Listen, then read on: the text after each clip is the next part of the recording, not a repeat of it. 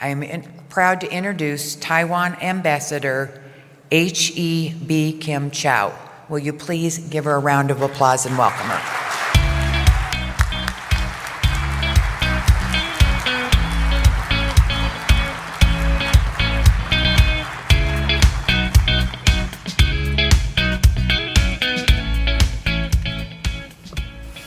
Thank you, Karen, for that kind introduction.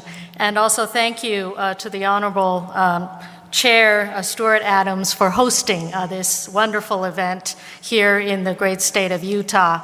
I'm so honored to be able to be here in person to use this occasion to express my gratitude to so many of you, to ALEC, and to the so many outstanding freedom-loving legislators around the United States for your friendship and support for the bilateral relationship with my country, Taiwan. And there are a number of specific items that I do want to highlight in terms of our gratitude to all of you. First of all, I want to thank ALEC for awarding my president, Tsai Ing-wen, with the International Pioneer Award for Leadership, highlighting her commitment to free markets and also to fighting for democracy. I think this is an honor not only for the president of Taiwan, but it is also recognition of the freedom-loving people of Taiwan and our determination to keep Taiwan free.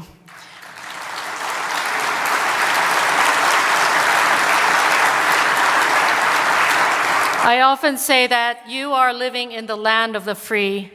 We are living on the island of the free.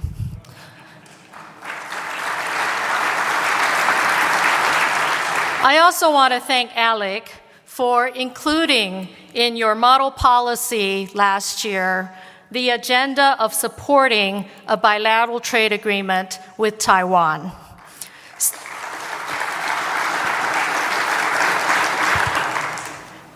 Bilateral trade with Taiwan is in the interests of both our countries. For us, it will help us diversify from over-dependence on the Chinese economy. I think this necessity has been highlighted, especially during COVID, where very often we are vulnerable to dependencies on China, whether it's on the provision of PPEs or for other supplies that go into our pharmaceutical and medical device supply chain. What we want to do is work among like-minded democracies that share the respect for international property rights and playing by global rules and scientific standards. Mainly, we also believe that it is only in societies that respect the freedom of speech where true innovation can propel technology that advances human progress instead of technology that is abused and used for surveillance and controlling their people.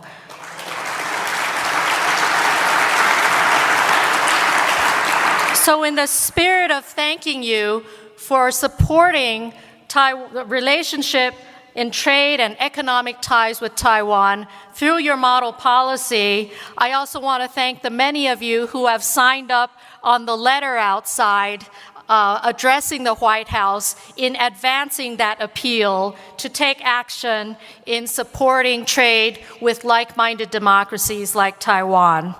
I also want to thank many of you who have passed resolutions in the various state legislatures in support of the friendship and partnership with Taiwan. Now, I'm an ambassador now. I work in Washington, D.C., but I used to be like you. I came from a legislature in Taiwan. I understand that all politics are local. And when we go back to our constituents, we want to deliver on economic progress. We want to deliver on the common values that we share.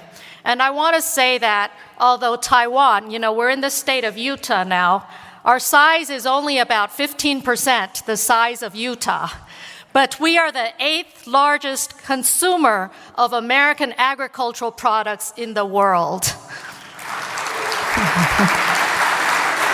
Which means per capita-wise, each Taiwanese citizen is the second largest consumer per capita wise of American agricultural products, just second to Canada.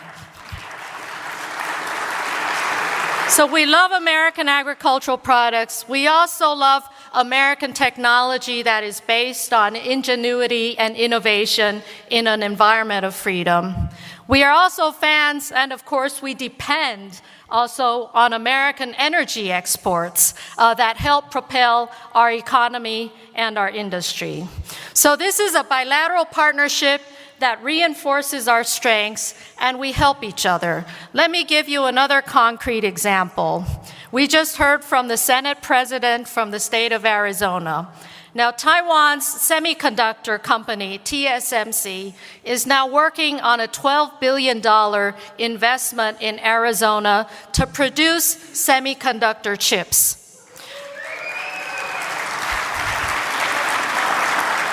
In recent decades, Taiwan has purchased high-end manufacturing equipment from the United States, and we've used that equipment to make chips in Taiwan, which we sell to your auto industry suppliers.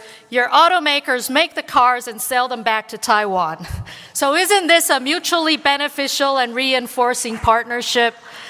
And it would be even better if we could ensure that in Taiwan, as we are a freedom-loving society, we keep Taiwan as a democracy. So in addition to supporting our trade, partnership, I want to thank so many of you for also supporting the defense partnership as well as the political relationship that is based on our common values of freedom and democracy, as well as our common interests in ensuring the peace and stability of the Indo-Pacific region, as well as the prosperity of both our economies. Taiwan stands on the front line of confronting the Communist Party of China. We are under daily coercion on the political level, economic level, as well as militarily.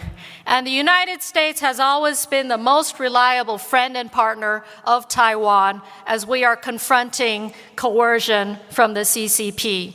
You know, when I first started out in politics, Taiwan was just holding our very first ever presidential election, and that was in 1996. And China responded to our very first election by firing missiles against Taiwan. They have a very low anger threshold. They tend to be upset about everything we do, about our existence, about beating their athletes in the Olympics.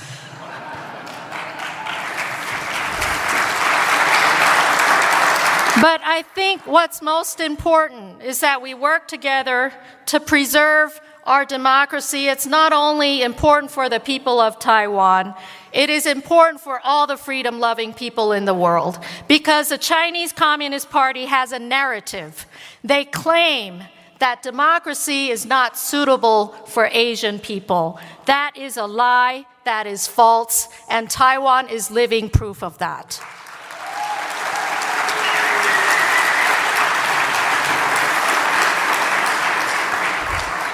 So thank you again for your steadfast support for Taiwan, and we look forward to working with all of the state legislatures on continuing to advance our economic partnership in so many ways. We also look forward to working with you on educational exchanges for all the young people of your schools and your universities around the United States who are questioning the presence of the Confucian Institutes and the way the Chinese government exercises censorship and surveillance on their students. Taiwan is your best alternative for learning the Chinese language in an environment where the young people can exercise their full freedom and tweet whatever they want without the risk of going to jail. So we have a lot of work to do, and thank you again to Alec and such strong enthusiasm for this partnership that continues to be so meaningful for democracy, for freedom, for our values, as well as for our interests.